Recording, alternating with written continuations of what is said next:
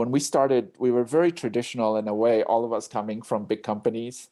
There was like salary structures and things like that, bonus structures and stuff.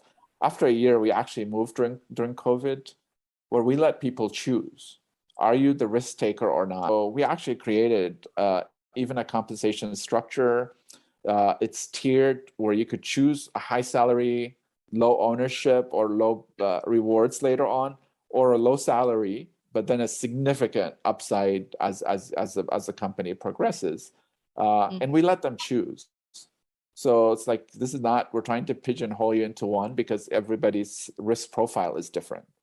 So those kinds of things have been extremely helpful because, hey, you're making that decision yourself. It also gives us in terms of how you see what you're doing.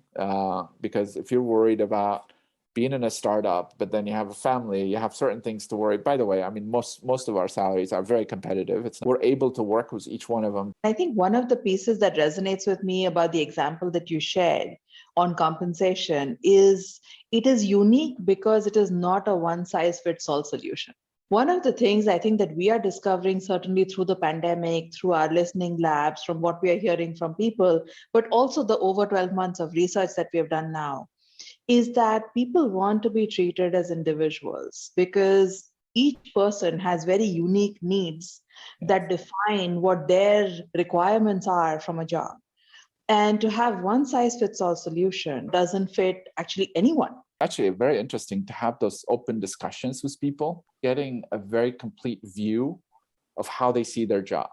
But I agree with you that I think it's a big challenge because we always had like a range of salaries. Everybody in this position has to be in this, regardless of what their situation and what they're willing to do. So almost, it doesn't have to be to the startup level, but there's an in-between area where you can personalize a few things. In the whole world, everything is moving to personalization anyway. And I don't know why salaries and jobs and everything else should not be that kind of personalization based on what your need is, based on your family situation, your location. All of that should be a factor in deciding how your job is going to be defined.